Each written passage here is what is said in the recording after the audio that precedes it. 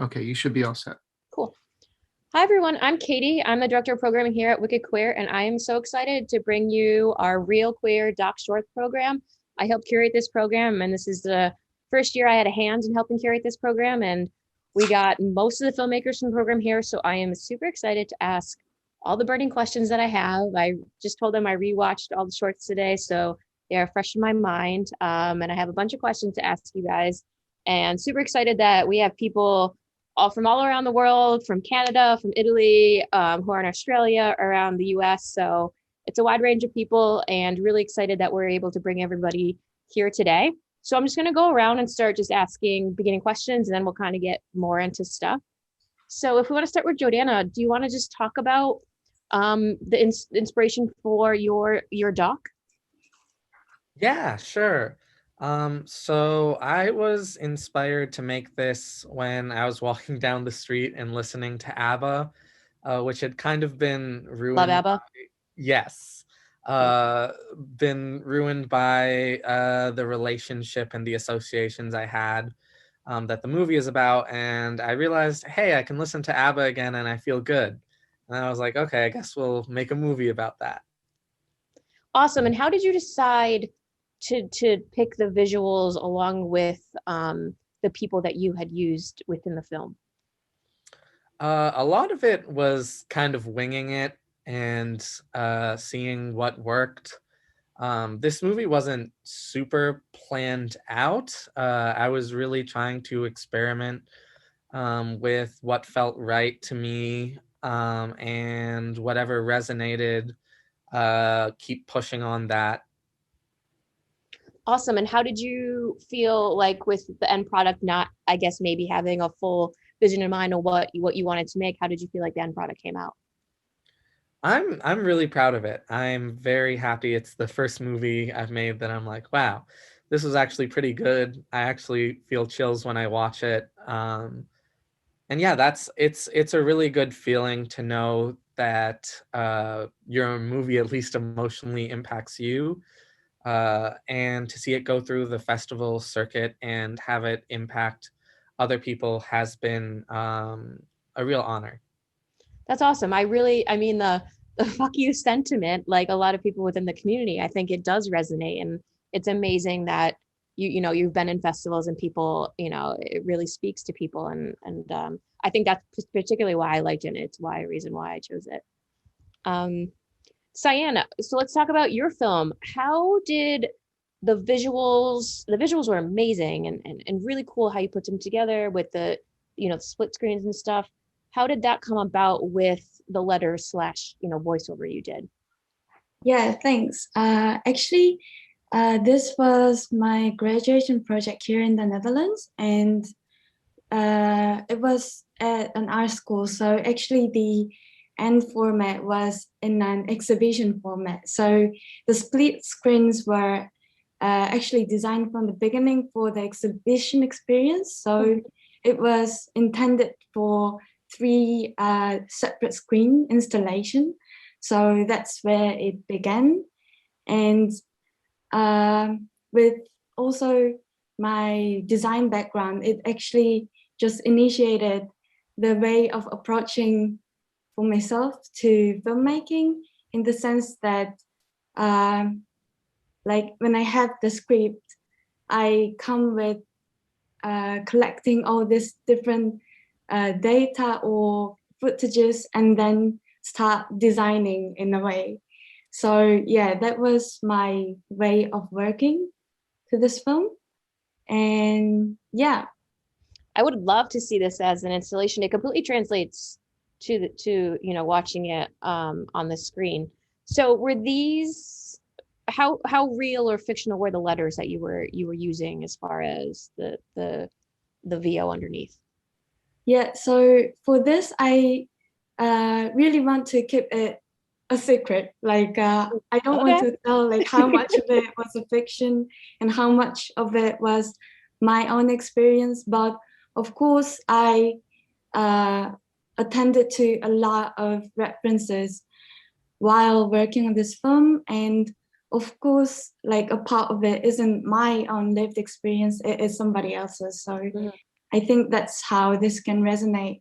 And also creating this kind of confusion was also a goal for the viewer to kind of guess, oh, I don't know how much of it is a lie or created, but of course we can see that it's not a lie, if it makes sense. I do. I love that.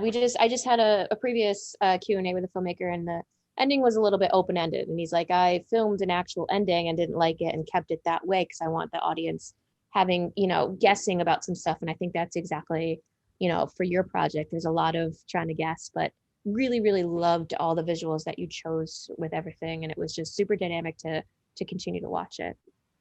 Great job. Chrissy, we've an alum, another film. We have another film of yours in. You just have such a unique way of making films. Like I've never seen anything like it, particularly when you Carol, that we talk about in comedy. And this one, this one is a little bit different because it doesn't have, what I'm used to with the Legos. Like, what made you do the reenactment of some of the stuff and just with the pixelation? Because it kept you engaged the entire time. Well, first of all, thank you. I'm always so proud to be included in any festival, and Wicked Queer, I think, is a great one. I also want to start out by saying that I support the cultural boycott of Israel. So, to your question, because I'm a self-taught filmmaker, I never really learned what the rules are, and so that, I think, has helped me sort of like, when I have an idea, it's sort of like I can kind of go anywhere with it. In this case, because it's dealing, if you haven't seen it, it's dealing with my actual experience in a psychiatric facility. Part of what's happening while that's happening is I'm being, against my will, experimental drugs were being tested on me, and also just the disorientation of like not knowing sort of what was going to happen next, and just like the general mental health issues. So I wasn't very concerned with making sure that the viewer had an exact visual to focus on. I was also interested in having the viewer sort of participate in this very disorienting experience. And what made you decide with the pixelation, and if also, and you can be as transparent as you want, how much of the conversation with, is it a therapist, is pretty spot on of what happened to you? It's actually almost a transcript. And I'm pretty sure of that because it happens so many times. The film is about how, just generally, people think, gender is a thing. It's an actual, thing.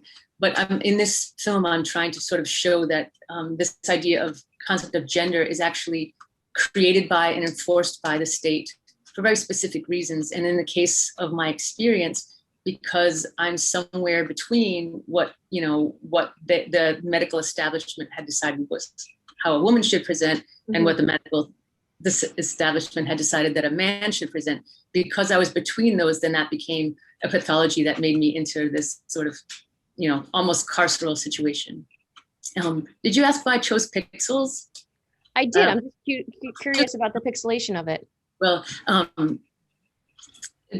was thinking of making this more of a comedy, in that part of the problem was I actually was holding a goldfish that I was afraid would fall over and die if I wasn't holding it. So I really did look like I wouldn't let this fish go. So as you can sort of see throughout the movie, the fish is coming in and out of focus, because when I was starting to make the film, I didn't know whether I was going to make it, more funny or more sort of chilling in its absurdity and also in its accuracy. It's really what happens to people in carceral situations. The state decides what the pathology and then begins to treat it. And if you don't agree with your diagnosis, then you're seen as resisting treatment and so on. I mean, I really appreciate you sharing something that's so, true to you and what happened to you, because I feel like sometimes that's very difficult. And I say in our opening, just thanking you guys so much for, showing a lot of yourselves and these people who participated in your documentaries. It's really great. Luke and Philip in Australia. I just loved how this film was shot between a lot of the stylistic stuff and the drone shots, and you're not necessarily having him sit in an interview. I'm just curious about your choices with that. It's so interesting and nice that you kind of noticed there wasn't a sit-down interview, which was one of the goals when we set out. This kind of master interview, if you like, or the where that would usually sit, is being replaced by a telephone interview. So, I mean, I'm presuming most people haven't seen it. It's a film set in rural Australia. It follows a gay farmer who's been developing a low methane emitting cattle herd for the last 22 years. He's also gay. And, I'm based in Sydney. Philip and I are both based in Sydney. And we wanted to do a queer story that wasn't focused on an urban space. So, and highlight that, our stories exist in any kind of like part of Australia, and that they have unique problems. One of them was access. So we originally started off by just calling him, recording the phone calls and getting to know each other that way. And it's funnily enough, those phone calls made it in like more than a lot of the stuff that we sat down and shot. They were so candid, and they also gave us that, I don't know, they were like very authentic. They revealed his character better than maybe a camera being his face would have been able to do. But they also gave a kind of crackly audio, which also gave that sense of remoteness, which we really liked. Mm-hmm. And part of that was a happy accident. That then led to our decision to, okay, we've got all this like master interview style content with no vision. So what are we going to do? So we went in and really spent a lot of time with him, but shooting, being very selective about what we shot, basically, like creating that kind of stylized look. I mean, I would even say with even the car stuff that you filmed, particularly when he pulled up to his old house with his old partner, and just the look on his face and having that just genuine, like you said, and it's real and authentic, and you felt his emotions as he was literally driving up. How did you find him in the first place? How did you even discover this story? That's a really good story. I'm gonna let Philip tell that, but I will say that exact interview in the car was one of those just happy gift moments, and we were just filming randomly, and then that kind of came out, and we were like, oh, we're not going to cut. There's no cuts in there. That's like a 3-minute situation. That's just going to happen, and it was kind of perfect. But yeah, Philip actually found John the subject in the film. Yes, we were looking for a rural gay character. I was actually in the UK at the time visiting my sister, and we had a deadline to come up with someone, because this was a funded documentary by Screen Australia. And I went on, as all good gay stories start, I went on to Grindr, and I launched myself from Brighton on the south coast of England into rural New South Wales, and just started looking at profile pictures and people who might look like a gay man and a farmer. This is amazing. I messaged probably 10 of them and said, oh, are you a farmer, by the way? And a couple were. And then John stood out in terms of his responses. I made it very clear from the outset that it wasn't a dating opportunity, that it was about a potential production. Yeah. But yes, John, in his responses and his subsequent emails, showed that he had a huge story behind him and a great way of telling it. Yeah. For sure, and he was just really just captivating. I felt like on screen, and just so you felt for him, and you felt how torn he was with, his family and being a farmer, and his partner in Sydney, and kind of having to go back and forth, and now trying to do this whole thing and help the climate. I mean, there's just so many layers there. Because if you're not familiar with Australia, I mean, where he lives is a 5-hour drive from Sydney, so him trying to date is a big deal. Yeah. I bet. That commitment to come to Sydney, and then the person turns up or doesn't, and then it's like, it's a hard life to live out there. Amazing.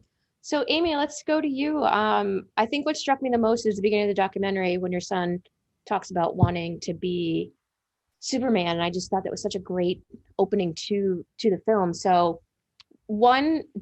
how did this idea come about? And obviously you've been documenting him since he was little. And how did you decide to put this together?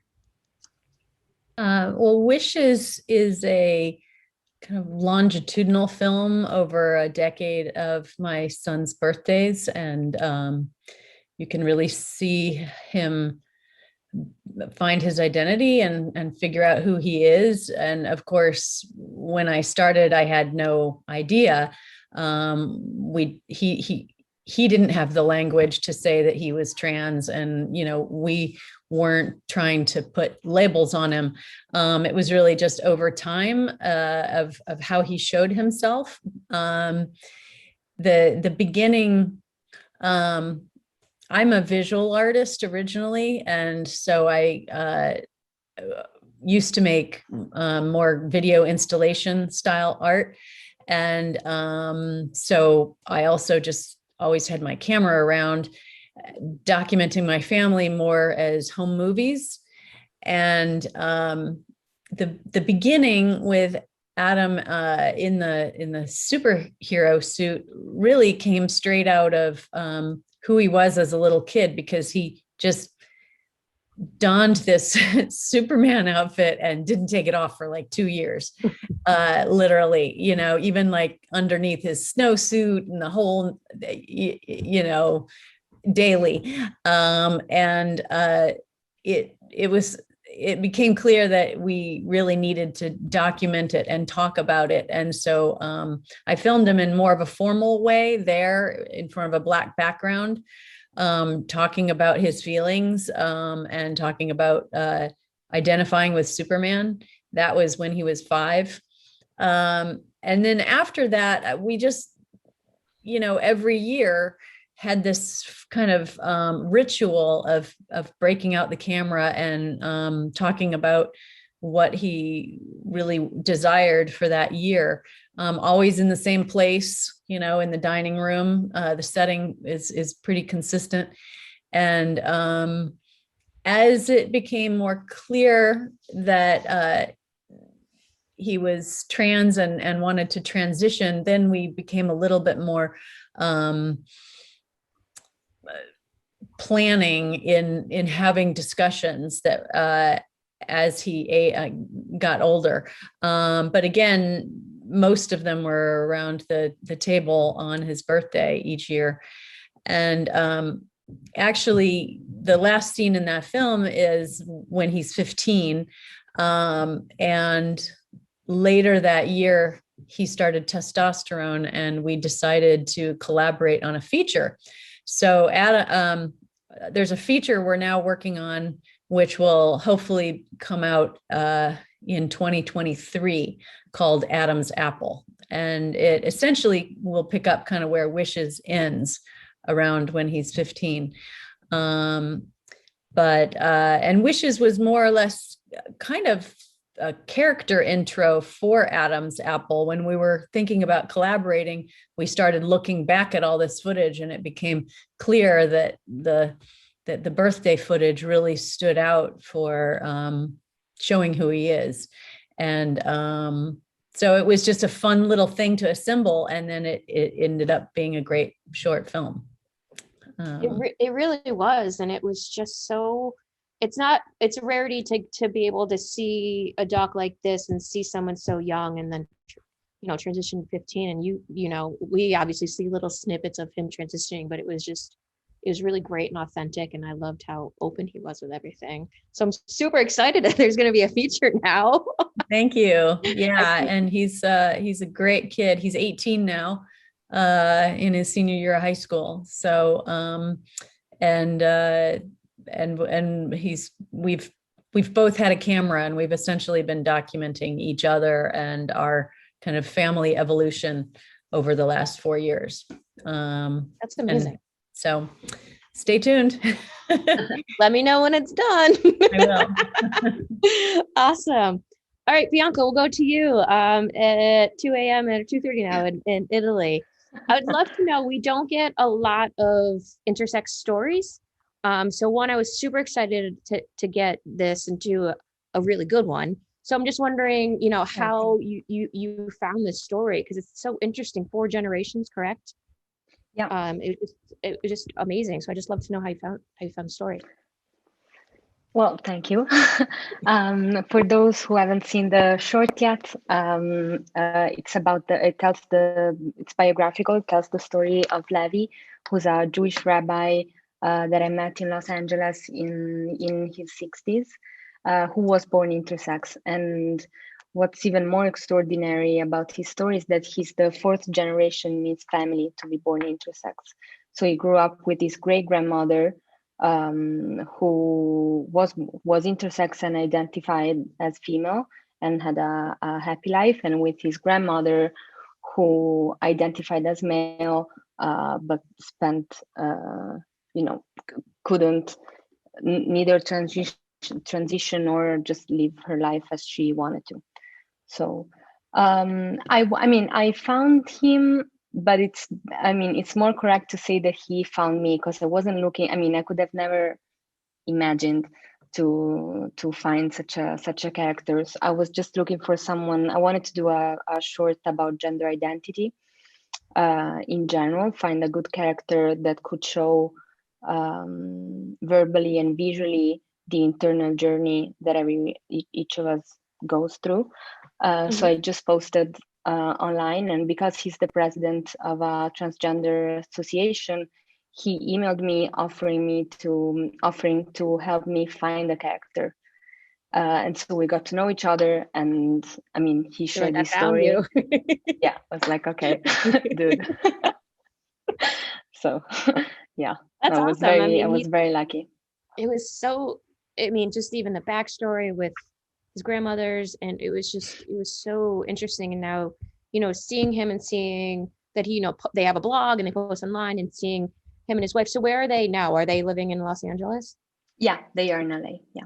And how have you found the reception for this documentary, as far as I said before, we just don't get a lot of intersex stuff? Yeah, well, this is the North American premiere. Woo-hoo! So yeah, so I can't wait actually to see the US response. But it had the national premiere in Italy in November. And I was actually a little on the fence about how people would even just talk about it. And, I was a little afraid, but actually the response was great. And one of the positive things about online festivals is that a lot of people get to see movies that maybe they wouldn't see if it were a physical event. So a lot of people from the LGBT community in Italy got to see it. And so they were very vocal and happy about it. Mostly people just didn't know about intersexuality. I didn't know about what intersex really meant before meeting him. So it was just, I got a lot of curiosity.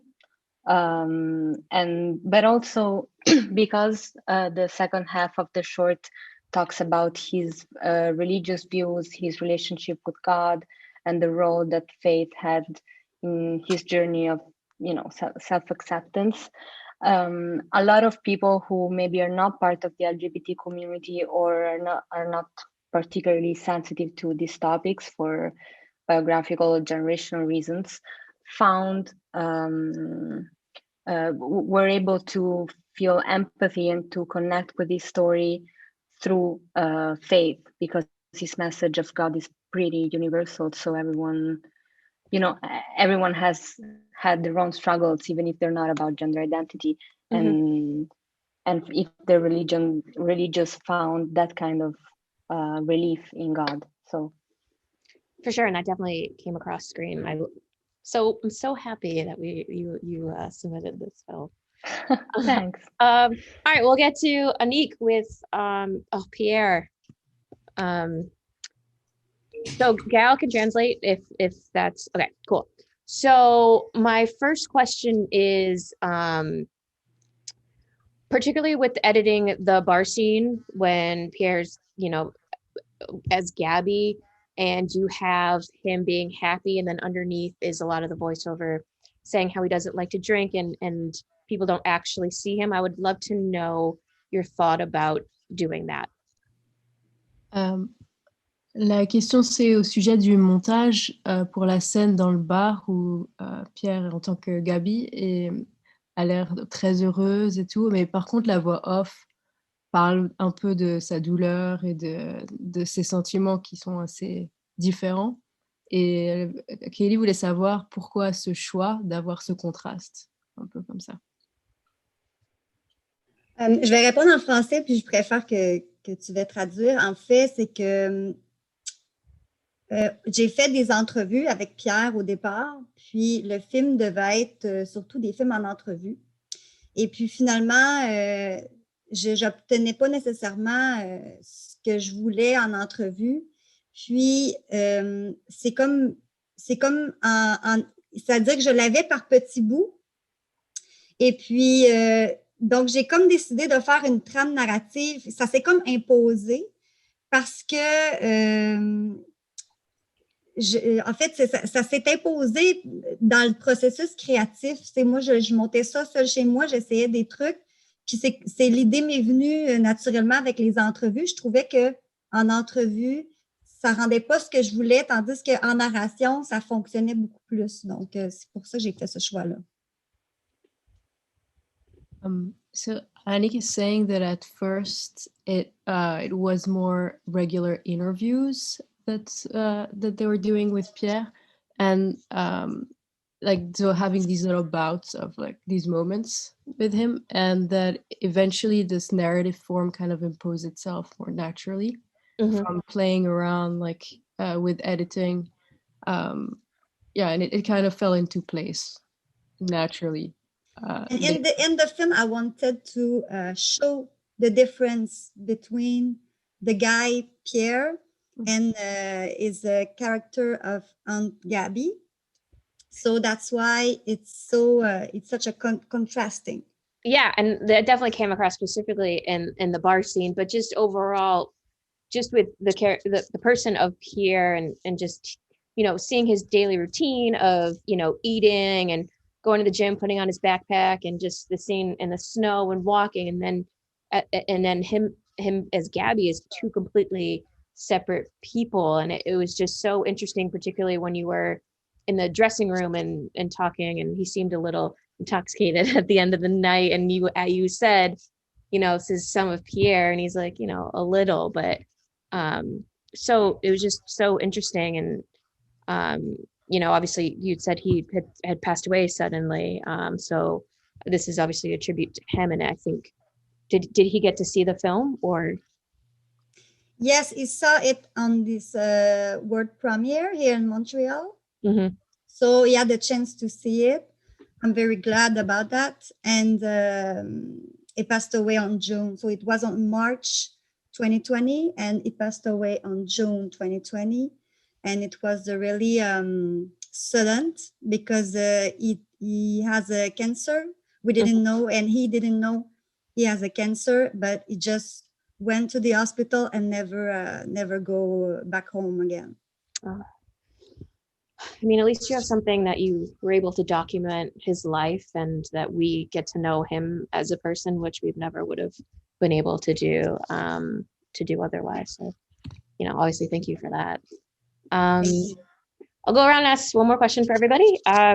Jordana, you were very open about one, being mislabeled, and two, your past relationship with someone who was abusive. Did you have any doubts or questions about revealing this, you know, something so personal in your film?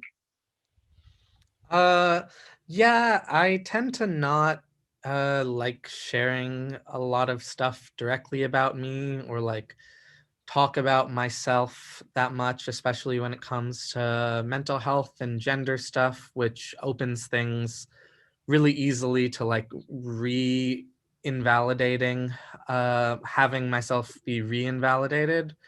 But what made me feel comfortable doing it is connecting it to larger issues and larger themes that I think are important to the community. Mm-hmm. And that, I guess, gave me a sense of greater safety.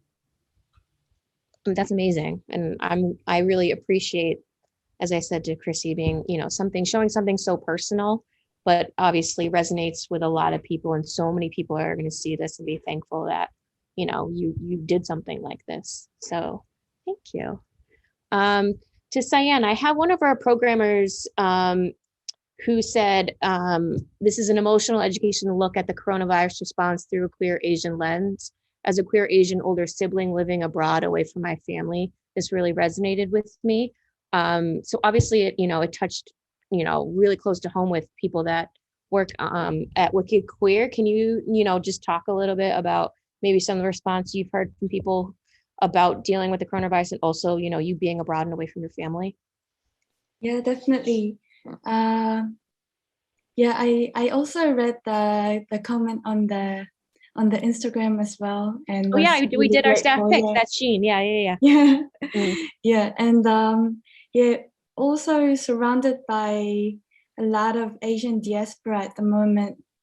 Being abroad myself, I was able to get a lot of responses that are very similar to this, and also how very specific rather than like universal declaration could also resonate with people who are also different, and on the other hand, I actually wanted this film to grow less relevant as time goes by, but it just stayed relevant. So that's a bit of a sad part of it. Yeah. And also hearing about the Atlanta shootings also brought it relevant as well in the time being. And yeah, I wish my film just ages away, actually. I definitely hear, what you're saying, because again, there's so many parts to this, and specifically what's been happening here in the US. I for sure totally get that. But again, it was very, very beautiful. So as much as you wanted to go away, there's really parts that are amazing. Thank you. Chrissy, kind of the same question that I had with Jordana, of someone watching this who may have some mental health issues. What do you hope they take away from witnessing something like this, that someone who maybe myself would not be a parent, that something like this could ever happen? Yeah, so people who see this, who I guess I hope that they might feel that their experience was real, that they might think that if we're taught to believe that things like schools and the police and prisons and the healthcare system, we're led to believe that these are systems that are benign, and they are predatory in many ways, especially in the United States. And so I hope maybe someone watching this would see that when they're in these systems, if they feel like they're being blown apart, like unseen or ripped apart, that those are violent systems, and that I feel it's the responsibility of the creative community to help to turn, to present views of experiences so that people can have a more complicated understanding of the world that we are in now, that needs so much healing. And how has this film resonated with people, as far as as far as another festival and such? Well, I mean, the reason I'm smiling is because there have been a lot of mental health professionals who wanted me to, who wanted to follow up with the person who was the voice in the film, just an opera singer who's a friend of mine, who just really nailed the part of the therapist. There's also, I mean, it's been around a bit. People have written to me and at film festivals too, and said that it was the first time that they'd seen their experience that was something like their own, and that's both terrifying, because you imagine, like, if that just small bit of people, like how many more people have been affected by it. And it also, I hope, like I was saying, like I hope it complicates the issue, and then that conversation continues to expand, so that we really think about how we could do things differently in the future. And does that push you more to make more things that are very personal and honest like this? No. I get death threats for a couple other videos that I've made. These are terrifying times, as an artist who, I don't have much to lose. I don't have, a family. I don't have kids. I feel like I need to take those chances that other people, because of their circumstances, can't. But these are, scary times for people who want to speak the truth. So I'm interested in trying more experimental stuff, but more vulnerable stuff, probably less eager. Okay, fair enough. Luke and Philip, you had a quote from the mayor who was in here who said, "I know 15 people who committed suicide. I don't think I will." And he had, some parts in the film, I think, obviously to show being in the middle of nowhere and how hard it is. How did you decide to put him in there, and what was it like to actually film that and have him say that? Just to follow on, I want to say that Christine, I really want you to tell more vulnerable stories after you just said that. I think with Rod, who's the mayor of the town that John, our main subject, lives in, he moved to Sydney. So I think what was so interesting about the connection that he's also gay, but was in the closet with a wife and family when he lived in this rural town when he was the mayor. And, he did the thing that it's easy to want John, who's on this farm and is battling loneliness. He did the thing it's easy to assume you should do, like run to the Rainbow City, because there you will, find your community and connect with everybody and your woes will be gone. Yet, it's difficult for John because he's a farmer, and as Rod says, you can't just move your farm to Sydney, but also that, it comes with a new set of problems, being in a city. And, he's known 15 people who have committed suicide, including his ex-partner. And you can hear that he's obviously contemplating it in his, just this simple statement that he is not going to do it was quite confronting. Philip and I spoke about it afterwards, and although it was confronting, the number sounds so big, we started going through the list of people that we know or we've known, and it's big. It's, in the last few years, it's been crazy. And I think perhaps that is part of, I can't speak for other communities, but I don't know, it feels like it's part of the queer experience, so we definitely knew we had to include that in there. Because it kind of came up by surprise on us, and it's a truth in our own lives. It was such how you captured it and how he says it. It was just very interesting. It's not the right word, but it definitely hits you how he says it. And it was really a well part of the story. How's the farm and everything doing now? It's good. John's actually had quite a few offers from different business people about his cattle line. But that's kind of, I guess, his private business. I shouldn't really share it, but I think he's doing well. Is he in love? I want him to be in love. Is he in love? I would say that his aim was to not want to be in love, if that makes sense. He was trying to get to the place where he was not desperate for a relationship, and how much he just said that and how much he felt it. I think it probably changes on a day-to-day basis. He was interviewed on our primetime morning television here in Australia with Luke, and they did a short piece on it. And at the end, the presenter said, basically, John is available if you write to us, and if you want to have a date with him, we'll put you in touch. It was a kind of strange moment. Yeah, it was a strange moment. It was so like farmer wants a husband kind of a vibe going on.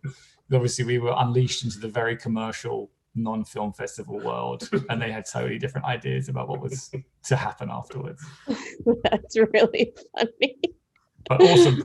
Like it was really helpful for us, that, or even to sort of play with that angle, because it made the film scene and it made his his business get seen, which was good for us. Yeah, I think my comment probably when the first time I saw this was just the uniqueness of this story, and not just talking about him living in the middle of nowhere, not being, in a relationship, but also the importance of him being a farmer and really trying this out and trying to help the climate. I thought I was just very captivated from the beginning, and it was just a story told in a way that I haven't seen before. Appreciate that. Thank you. Yeah. Amy, so one quote that struck me was, and I don't remember the birthday, asking Adam what he wished for, and he said he wished his father would, say his right pronouns and his name. Is that something that is hard to watch or put in the film? How did that go? Well, I'm really blessed to have a very open family who is really honest and authentic, and kind of acknowledges that everybody has different times and ways of processing things. Mm-hmm. And so, definitely at that stage in Adam's life, his dad was struggling with his transition, perhaps more than other people close to him. But it was just a completely honest moment, and that's what Adam truly was wishing for. It was his 13th birthday, and he was really kind of coming to a strong recognition of his identity. And Adam's peers and his teachers and people close to him were moving faster in acknowledging his identity than some of the people closest to him, like his father. So it was a real transitional moment within his transition. But I think one of the very poignant things about Wishes, I mean, it's literally only a 5-minute film, so you've got about 30 seconds per birthday. Mm-hmm. Is his next birthday, where he has, all of his best friends at a party, and they're all like, yeah, Adam, and his dad has the cake, and you can hear his dad audibly sing, happy birthday, Adam. So it resolved itself, and his dad embraced his identity. But I think it was also important to acknowledge that different people in the family were going to take different amounts of time to process. Mm-hmm. Adam is a great kid in that he can be very forthright and talk about his feelings and be really upfront about what's going on in his life. And so that moment when he was 13, when, I asked him what he was hoping for his year, he was just like, yeah, I really want my dad to acknowledge who I am. So it was a very powerful moment.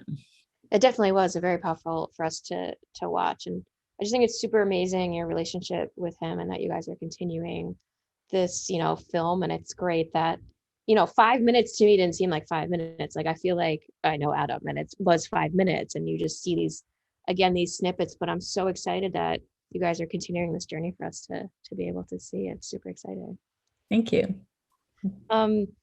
Bianca, you touched a little bit at the end about, Levi and his religion. And I think sometimes we get films that have a hard time navigating, the topic of gender and queer identity with religion, particularly sometimes, I was raised Catholic, and sometimes we get these films and I'm just like, no, you know what I mean? I don't think it's done well, but I think you weaved it in really well, and it's not too much, but you get, the sense of him as a rabbi and how he lived. So how did you decide how much to put in and what to put in?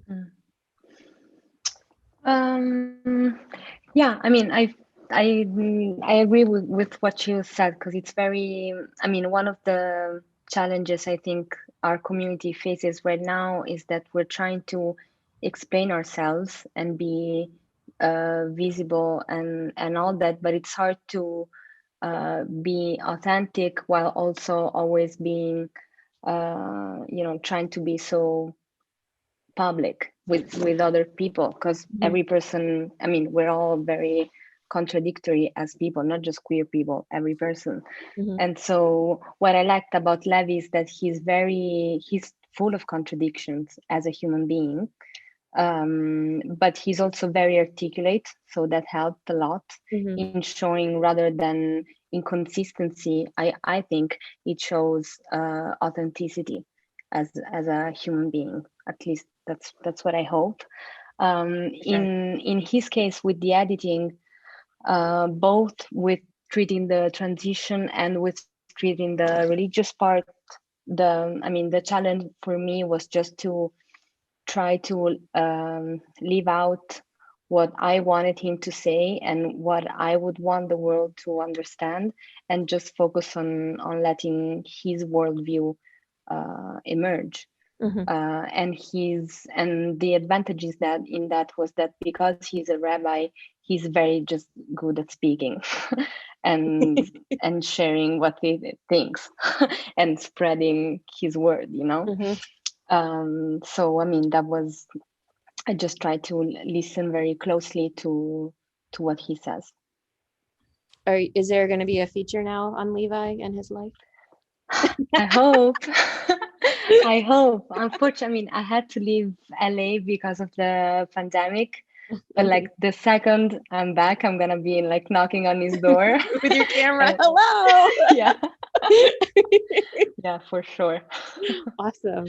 Anique, one, I have been always drawn as a programmer here when we get specifically French Canadian films. I just always love the filmmaking, and I'm just curious about the background or the film scene there, just because I don't know, every time I and I'm not just trying to be biased, but specifically with women films, they're always just so well done, and I'm just curious about the scene there. Donc la question c'était au sujet de Kaylee adore en général les films québécois et autant au niveau du style et la manière dont il se présente, et elle voulait savoir comment est la scène de film au Québec, en fait, si j'ai bien compris la question. There's a lot of movie made here, a lot of short movie, a lot of festival about short movies. Je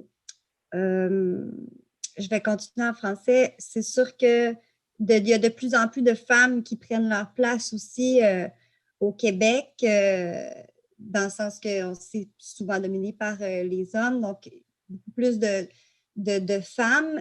Dans ce cas-ci, ici, comment ça fonctionne? On a quand même beaucoup de financement pour nos films. C'est des financements publics. Moi, le film que j'ai fait était complètement autofinancé, donc j'ai pas eu de subvention. J'ai fait ça tout seul de A à Z. Mais c'est très riche ici, là, autant dans les longs métrages, mais dans les courts métrages surtout. Les gens sont très artistiques, sont très... ils essaient beaucoup de styles, puis on commence à être reconnu aussi au niveau international de plus en plus. So yeah, Anique is saying that there's indeed like a growing amount of women filmmakers in Quebec that's gaining recognition. Was also talking about financing, that there's a lot of public funds directed to filmmakers, and that's definitely helping. But in Anique's case, unfortunately, there was no funding. It was all funded as a film, self-financed. But yeah, it was talking about the vibrancy of film in Quebec and how it's now gaining more international recognition, which is also helping spur it. For sure. And one last question.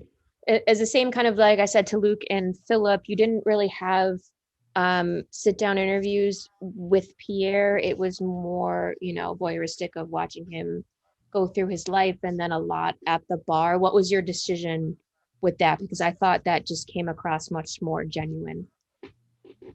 Et c'était une question comme un peu à la poser avant à quelqu'un d'autre, que le fait qu'il n'y ait pas tellement d'entrevues, d'interviews directes, mais plus on regarde, en fait, on le suit, Pierre, dans son quotidien, et on voit sa vie se dérouler. Et quelles étaient les raisons de ce choix stylistique?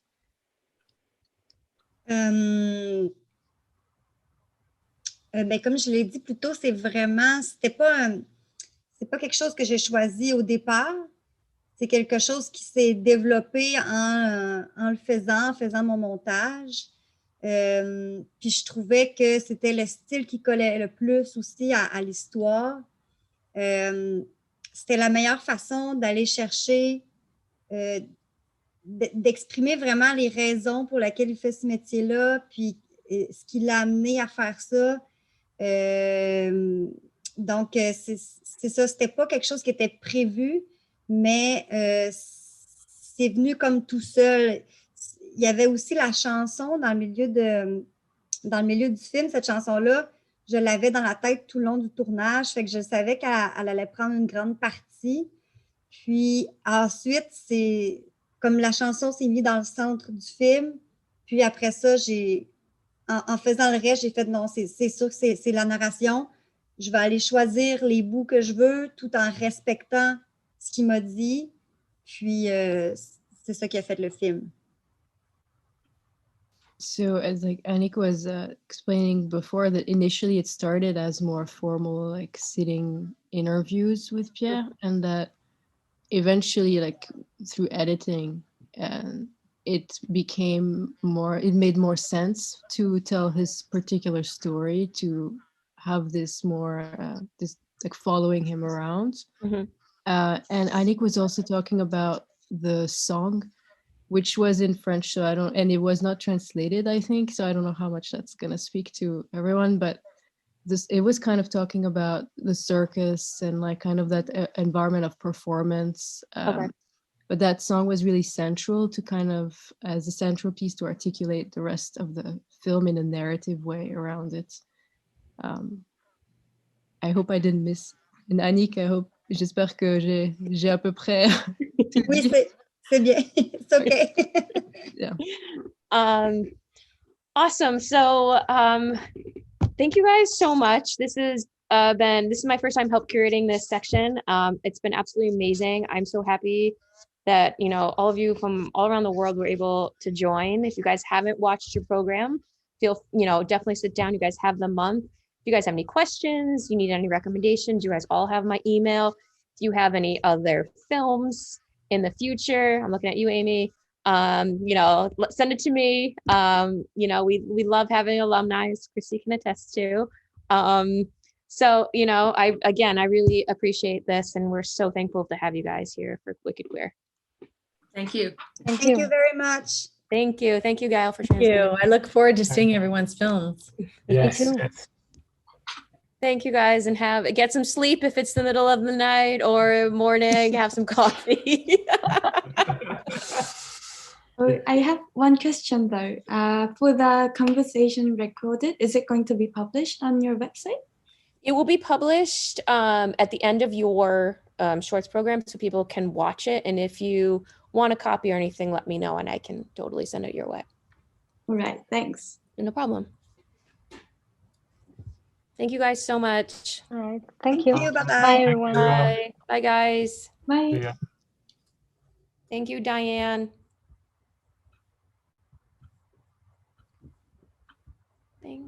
Thanks, Diane. Unmute. All right. Oh yeah, I mean, that was a really great interview. Good job. Thank you. I always rewatch stuff because I always try to be prepared.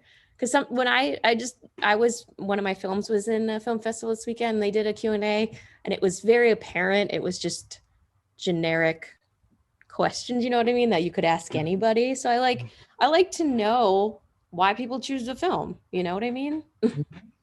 Yeah. No, it's really clear, and I think they all appreciate it that you were paying attention and you were asking like substantive questions about their work.